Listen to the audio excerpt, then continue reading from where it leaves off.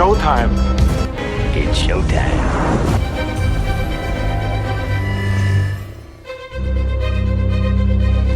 And here we go. Welcome into another episode of the Movie Geek Podcast. I'm your host, George T., and this is my review of The Running Man, number 2 at the box office last weekend. And this was a more realistic to Stephen King's novel movie. Whereas the original 1987 movie took a lot of liberties and kind of changed most of the events. Some of the names are still obviously the same from the 1987 one, but comparisonly, this is a totally almost different type of movie from the original 87 movie.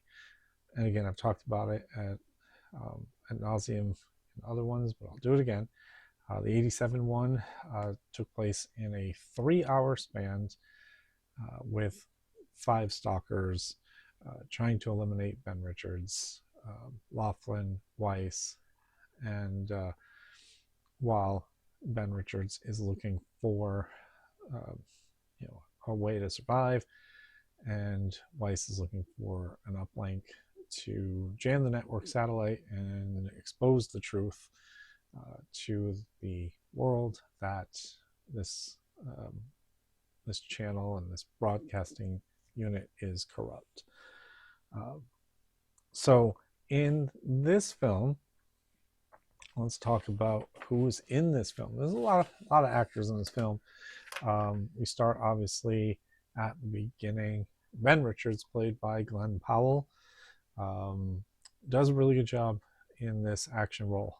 And again, I have some feels about this movie. I think it is really good action-wise. There's a lot of small little details that I'll try to work through in this and maybe give my final analysis at the very end.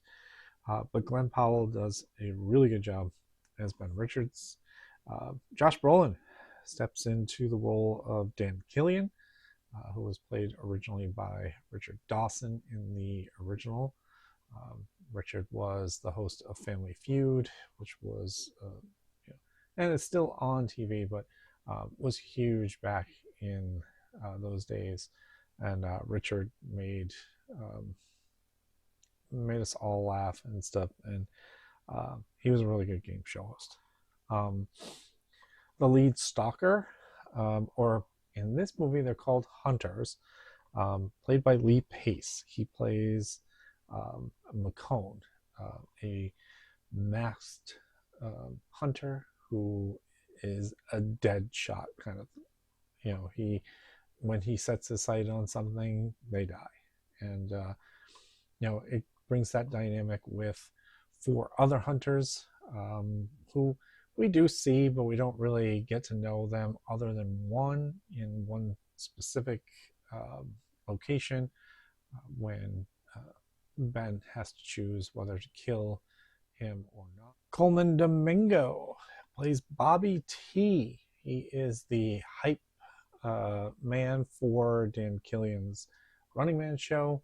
He is also the front face of the entire operation. So Dan gives him the ultimatums, he gives him the scripts, and he just goes with it. And he brings a flair to it. So I thought his portrayal of Bobby T was good. Katie O'Brien played Laughlin. So this is the only one of the original 3, other than Ben Richards was back. There was no Weiss in this film, but the other runner with Laughlin and Richards was a guy also in their flat. So Laughlin lived in the same flat as Ben Richards. She lived two floors up, so they kind of knew each other, uh, but only in that they passed each other in the lobbies and just on the streets. So they didn't have a connection like in the '87 movie. Um, so it was a little different dynamic. William H. Macy plays Molly, who is trying to live off the grid and is a family friend of Ben Richards. Amelia Jones plays Amelia with an A. Her real name is Amelia with an E. Um, so really can't mess that one up.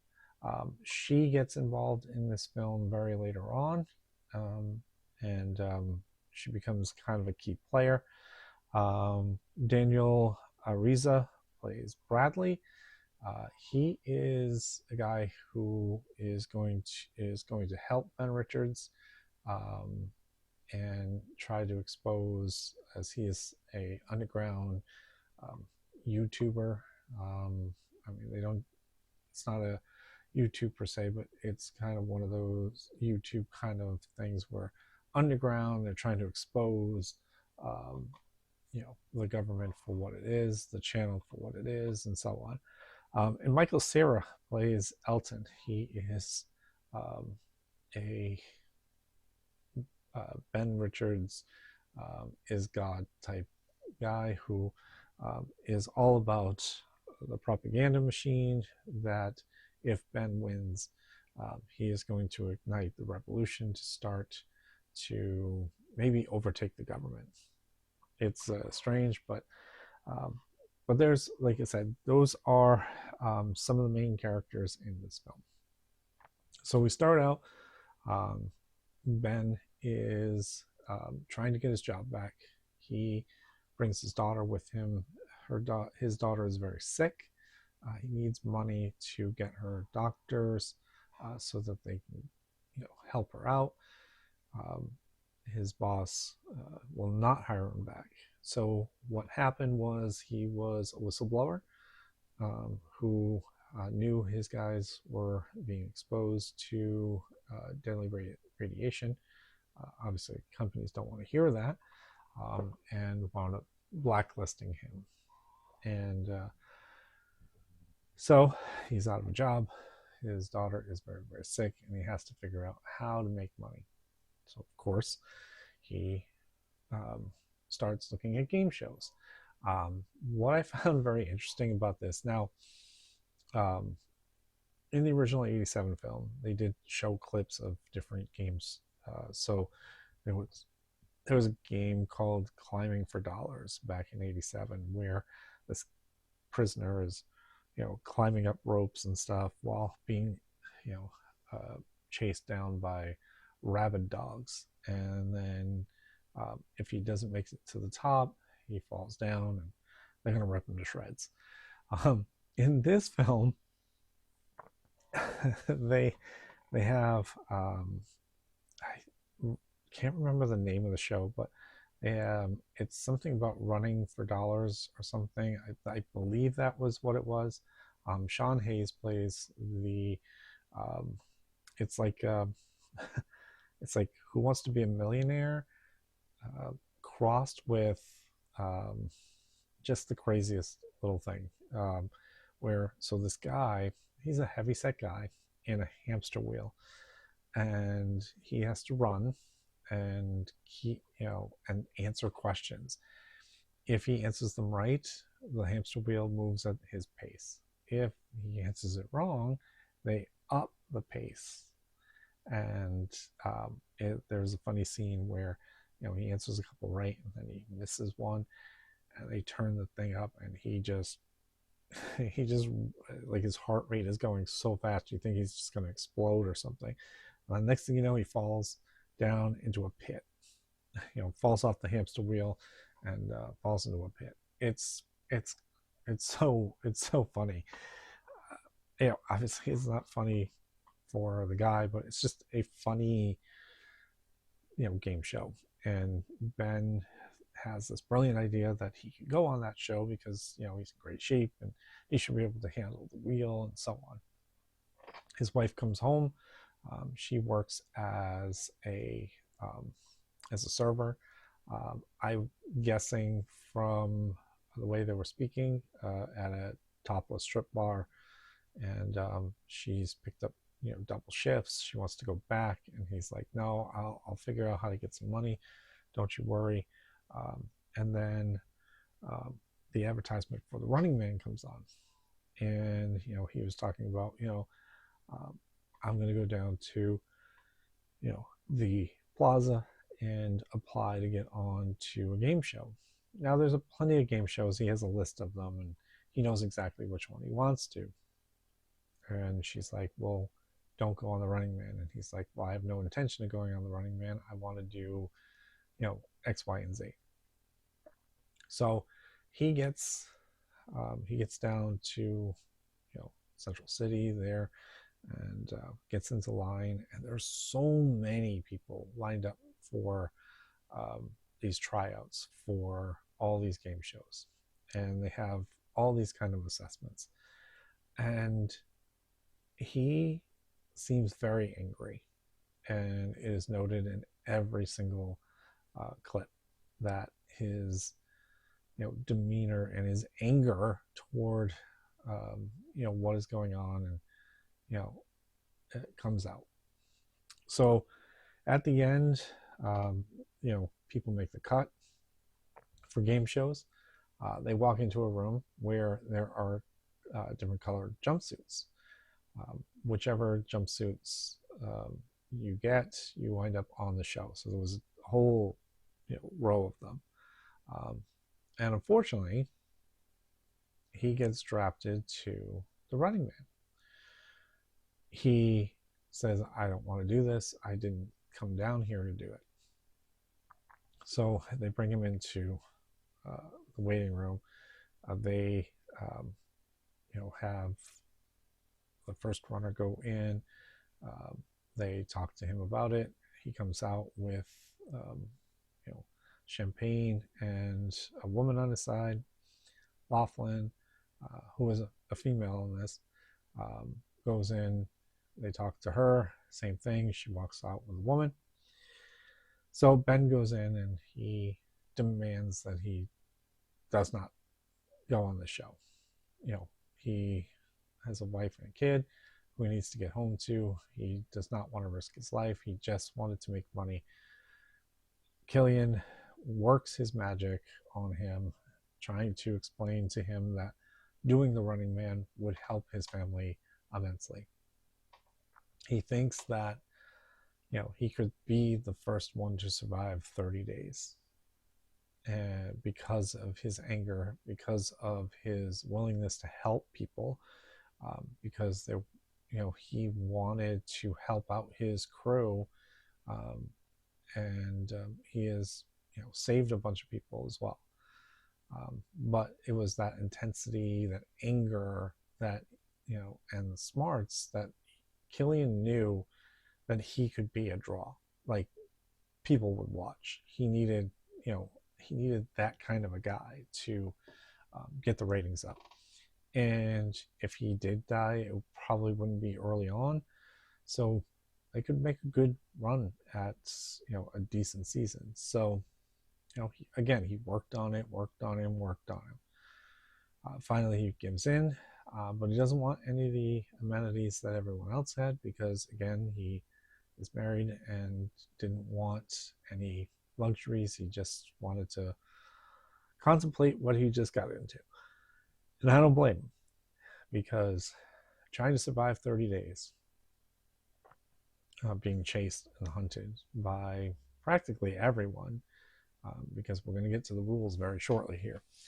So they bring in Ben and the other two, and Killian says to him, make a splash.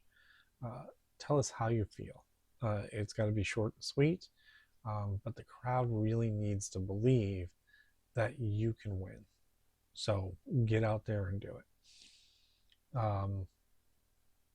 So they paint Richards as a lazy SOB who is living off of the government, is uh, not so much a convict, but is like hated by peers and friends. All he has is his wife, who is a strip club server, and he's leaving behind his sweet daughter to try to win money.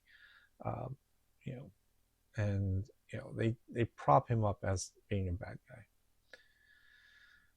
Okay, we all know that the government, whoever's running the station, which would be the government, and Killian have the ulterior motives to make sure that these guys, make a good death. And why not? So, some of the rules, this is where this gets very tricky for me, because I don't know how to feel about these. So, again, not knowing the book, and going by from what I've seen from reviews and so on, and Stephen King's thumbs up for this movie. So they get grace periods every start of the day. So the hunters really don't hunt unless there's a camera on them, and it throws me off for a bit because it almost feels like John Wick in the third film, where he had all this time, he had very little time in between while everybody knew where he was going, and had time to get himself settled and everything else. Well, every day they get a chance to settle and um, figure out how to lay low or whatever. So that didn't make a lot of sense to me whatsoever.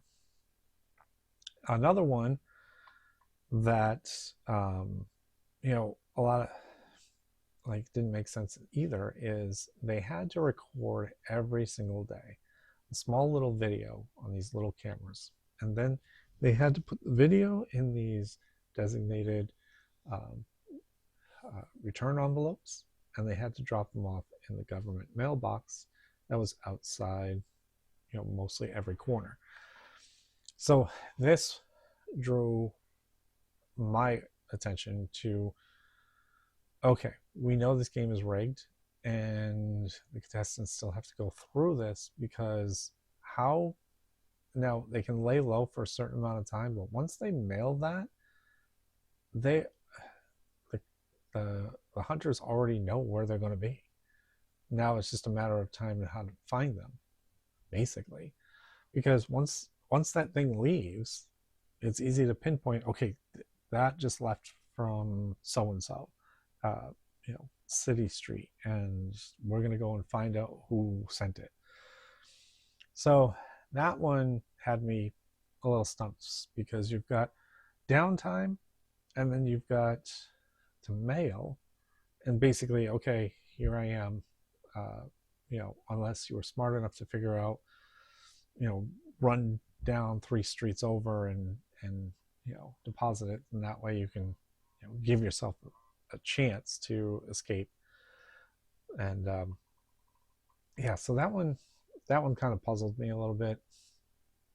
And and then there was, so every day you survive, you would make money. So they had these wristbands, so they could know when the hunt started and know how much money they've earned for their families or for themselves, depending on if they last that long. And again, they had to last 30 days. It was mentioned that one person from season 1 lasted 29 days. So there was nobody that had gone 30 days. And from the commercials that they showed and such, it didn't look like anybody would. With 5 stalkers, and then the prospects of your friends and neighbors to either rat you out or kill you and make money for themselves.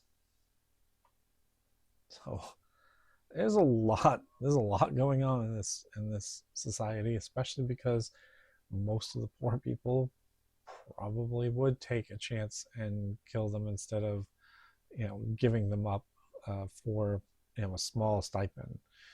Uh, Killing them would have been more profitable for them. Also, if any of the runners killed any of the hunters, that was a major bonus. So there were plenty of opportunities to do that with 5 of them. So there's so much in here. So game show starts. They're given 12 hours before day 1 starts. So Ben decides to get all of his survival gear and basically goes to Molly. Molly is living off the grid, and he comes up with passports and disguises and weapons for Ben so that if he's discovered at any point, he can survive. So once Ben disappears out of wherever this is, he heads to Boston. And then, when he gets settled in there, we see a scene where Molly is killed by the hunters, giving up some of the intel that he had given to Ben. So they knew where they needed to go, or they knew what they were looking for. Not to mention, every time he had to load one of those videos, that was going to happen too. So he winds up in this hotel, and he sees everybody's watching the Running Man. He sees the other runner get killed right away within 48 hours. He's out and about, just like he would normally, just walking down the street, just talking to people and so on, and he gets blasted. So 1 down. Laughlin, a little later on, we find out is really exposing herself to the world, basically flipping off the hunter, saying, I'm out here, I'm doing my thing, I'm going to use my money that I keep earning, and I'm going to spend it. And there's Ben, who is literally trying to survive and stay out of sight, and he just shakes his head every single time seeing Laughlin doing what she's doing. So he notices outside his window late at night, after he had dropped the video in, a guy just kind of talking to himself, yelling and stuff. And he thought he knew the guy that was outside, or maybe he was acting like he did, but it winds up being one of the hunters. He had just gotten out of the shower, so he's basically in a towel, and he is moving around the hotel. And I'm like, this is kind of crazy. He's going to escape in a towel, basically. And like, what the hell? So he winds up getting to the roof, and he's rappelling down. Now, this part, and I guess I understand, because the movie would have ended, or should have ended, but McCone is down on the ground watching him propel down in a towel, of all things, instead of shooting him. Now, I don't remember if the cameras were on at that time, and that's why he didn't try to kill him right then and there, or he was letting the other runners, the other hunters, get a crack at him first. I just don't know. Like, it was the perfect opportunity for the army that was with McCone to gun him down right there and then. I mean, again, he's swinging on a rope outside of the hotel in a in a bathing towel. Like, it's just crazy. So he winds up, and this is in the trailer, where McCone comes in to the lobby, and the elevator isn't working. And he throws a grenade at McCone. McCone kicks it back at him. He winds up tossing it in the air through the hole in the elevator.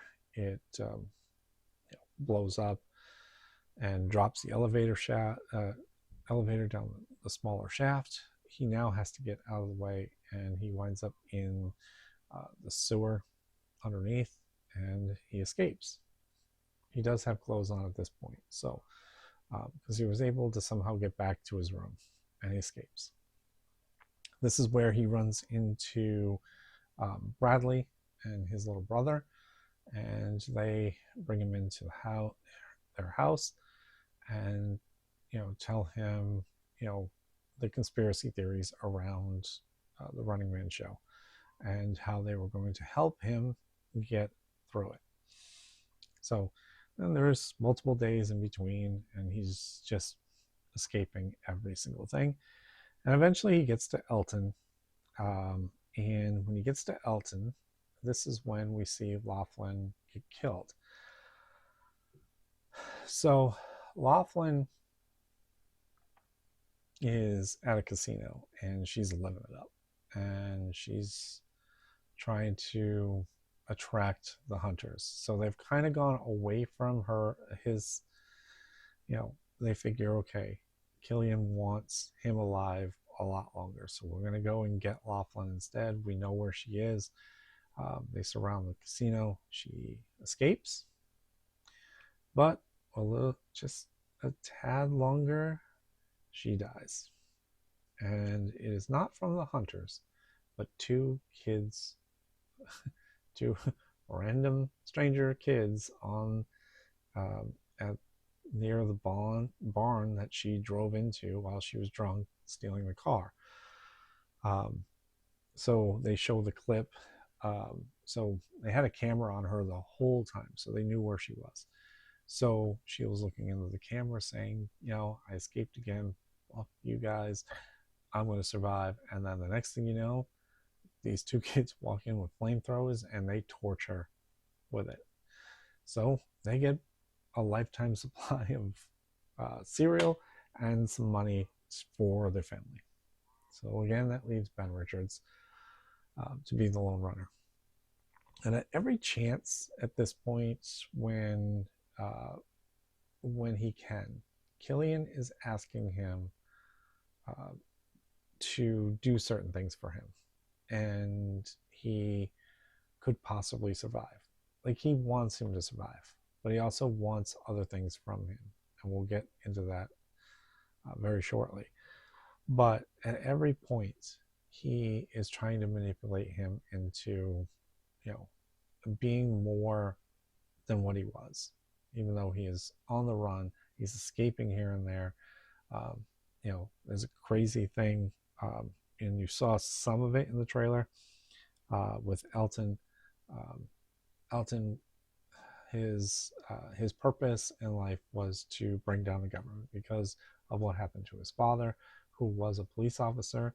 But then when the government stepped in and took over the police force, his father was not going to be corrupted, and his friends killed him. So for being kind of the whistleblower kind of thing. So he has no love lost for the government or this station, and he's trying to help Ben. And there was that scene where he has the electrified floor in his house, sprays them with water, and kills a bunch of the army guys. So there is a spot down in the catacombs underneath of this farmhouse where one of the hunters, 8, gets his leg stabbed by Elton, and is beaten up by Ben. There's a camera that comes down there. So Killian comes on and says, hey, do us a solid. When we turn the camera on, you must kill 8. And he's like, well, why would I do that? And he's like, well, obviously there's a bonus for you. Second, it would draw more fan ire, or it might give you some backing from people. So he's like, well, you have your choice. When we go live, you can either kill him or we're going to make it a lot harder for you to survive. So he obviously lets 8 go, and the chase is on still. So we get further along, and now Killian is getting aggravated, and now is going to send basically everybody after him. So he winds up over by the Canadian border, where Amelia is on her way, I don't know, somewhere. She's on the phone with a friend of hers when Ben is spotted by literally everyone. The army, they have some um, weird sensor, um, like bio engineered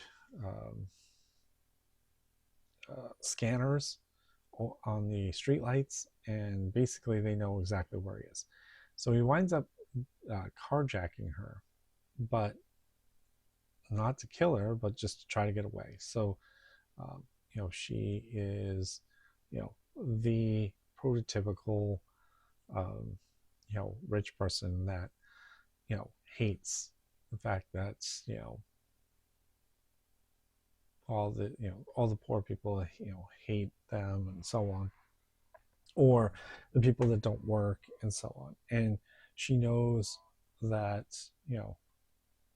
he's a bad guy or thinks he's a bad guy. And as they get to talk, she realizes that, he's really not that bad. And now she starts to question herself as to, am I doing the right thing? Am I the right person? Um, or, are we right about it? So they wind up getting to this Canadian airspace uh, area where he calls Killian and says, this is what we got to do. If you don't want me to kill everyone here, because he wanted them to think that he had a bomb in his pocket. So Killian has everyone stand down and board a plane. So they get on the plane. He's still going through the ruse, and Cone has taken off his mask because Ben wants him to take it off because he wants to see who he is. And so they start to have a little argument. Killian comes in on the overhead and tells Cone to go in the back because he wants to talk to Ben. So he talks to Ben. He tells him that McCone and his goons went and found his wife and kids and killed them. Now, for real, or was it to manipulate him more? So he's like, so what I want you to do now is on camera, when we go to camera, you are to kill every single one of them and take over that plane. And then we'll talk about something else afterwards. But I think you have the potential to take them all out and get the crowd on your side. And then I might be able to help you get out of your Running Man contracts. Ben at that point doesn't want to hear it anymore. He wants to just kill out of revenge. Winds up going into the cockpit, and there's that wild scene that you see in the trailer where the plane's going out of control. They're up and down, and he kills the 3 of them. So now it's him and McCone. McCone realizes that Killian has double-crossed him and said that he is manipulating you. He manipulated me. And I was the one person that almost made 30 days. I made 29, but then I made a choice. I made a choice to survive because Killian was not going to allow me to win the $1 billion. So I had to take his deal. And now I am his main stalker or hunter. He does come back and offer Ben the chance to take McCone's spot. So now he has to make that choice whether he wants to kill McCone or let him go and still be hunted, or or whatever other consequence could happen. So they have a little duel. McCone is like, you know what, go ahead and kill me. I don't really care, but you're never going to win this without knowing the truth. So he said, did I kill your family? I know the answer to that, and whether you want to believe me or not, I didn't. He's manipulating you, just like he did with me. Ben, to a certain point, knows that he's right, but he also knows that if he doesn't kill McCone, McCone is going to kill him. So McCone takes one of the parachutes. There's only 2 parachutes. The other one he gives to Amelia because he wants Amelia to get off the plane. So she's able to get off the plane by getting ejected from the plane when he opens the emergency door. And so we never see Amelia again. But the battle ensues between McCone and Ben, and Ben shoots out the other side's emergency door and then pulls on the latch. The parachute goes out the door, and McCone gets stuck in the door. And then Ben subsequently kills him. So now that is done, Killian comes back and now offers a little bit more of an incentive to stop the running, or he was going to kill him. And we're not even, I think we were 19 days into the 30 days. So we had, he still had 11 days to go. But killing all the hunters, he made a ton of money, and he could have become one himself. Killian already had the promos ready. He was going to be the new Hunter, Hunter 6. It was going to be a whole game show reality TV that was going to be surrounded by Ben. Ben refuses, and then he's like, we're gonna have you come live. We want your perspective on what just happened. And he speaks from the heart. Killian comes on, says, whoa, we stopped like a while ago. We've got what we needed. And then shows him an altered version of his interview that he gave. So he knows at this point he's screwed, unless he takes Killian's offer. He still does not. Killian has the controls to the plane, and the plane is on a descent down into a tower. And so this is the end of the film. Now, I did do some research on this, but the ending in the book has Ben crashing the plane into the building, killing Killian.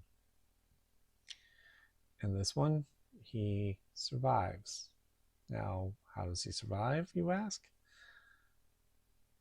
There is a pod that drops out of the plane before it winds up into the building. Now, it does not go into the building where Killian is, so they think he is dead. Although the underground people, like Bradley, know probably that little pod that popped out of the plane was where Ben was. And so the movie now gets to a point where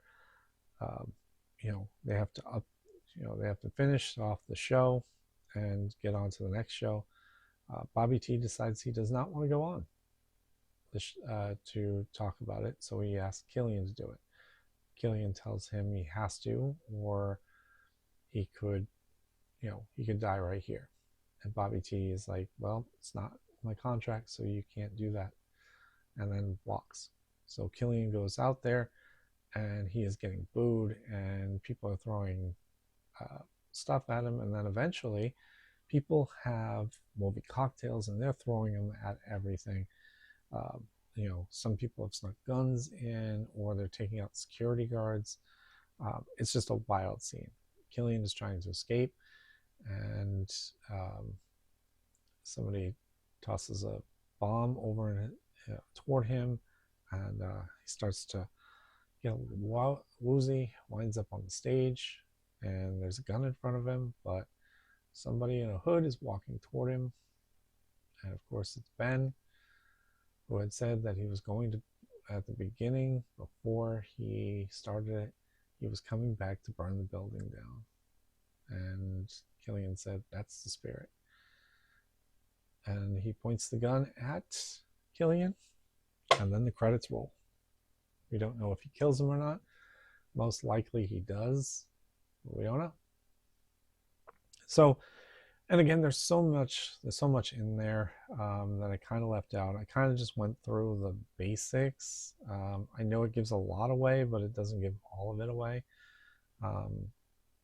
But watching him run, I did see an interview where they had him talk to Tom Cruise about running styles, because Tom Cruise had made running popular in Mission Impossible. If you watch his movies, how he runs is exactly how Glenn Powell runs in this film. So he took a lot of lessons from Tom. On the press junket, Tom was out there supporting Glenn. So it was, it was a good time for them. There was a throwback to Arnold in this film as well. He was printed on the $100 bills that they had in the future. I thought that was pretty cool. Arnold had also talked about that, and Arnold also said that he wouldn't have minded if that original film was more to the book than what they did, but he was very happy about the movie they did back in that day. But he was kind of jealous about Glenn being able to do Stephen King's book. So again, there's a lot of flaws in the movie, especially, like I said, the whole grace period thing. Instead of being hunted 24/7, which I would have thought was the idea of the Running Man, but all that downtime, and it made for a silly kind of plot hole for me, because again, you're giving these people 6 to 12 hours to figure out their next move, and then of course when they throw the video in there, you're going to know where they are. But if they're smart enough to know how to, and this is where Elton was trying to help him. He was trying to help him record enough days to survive the rest of the time, and Elton knew exactly where he was going to run the videos to. But unfortunately, Elton died that day that he was trying to help, and that is and that sucks. But he only met him for a day. So again, I think this movie, for what it was a great action film, and obviously it was very political, depending on what side of politics you are on. But again, this is a Stephen King book, and kind of obviously modernized for it. So I think overall, very good movie to watch. But again, there's just, so it wasn't better than the original, and it wasn't definitely worse than the original. It was just about the same for me. Again, I think the acting was good. I think again some of the other stuff in there, it doesn't really fit well, or it doesn't propel the story enough for what it was. But when you get into the action scenes and everything else, it's awesome to watch. So that is my review on the Running Man. I think again, Glenn Powell did a really good job in this film. You know, Josh Brolin played Killian so well, and you know, could there be a sequel? Is that why they changed the ending? I don't know. It could be. Wouldn't rule it out with Hollywood doing what it's doing. Obviously, Stephen King didn't write a second book about the Running Man, but it doesn't mean anything nowadays with all the sequels and all the remakes and reboots that come out by Hollywood. You never know. Could be a sequel. So if you have seen the film, I want your comments. Also, if you liked the review on this, hit the like button, and that will really help me out. So that is it. Look for more reviews. I got Frankenstein coming up. I've got some other ones. I think I have a watch or skip one coming up, because I've watched a bunch of films that I really don't have time to do reviews on. So I'll do probably a watch and skip episode where I can just kind of summarize it really quickly for you guys. So that being said, I'll see you all at the movies. You like that, baby? Let him know where that came from, yeah! See you next time. Bye. Waiting for you. Goodbye. Goodbye. Goodbye. Hasta la vista, baby. That's all, folks.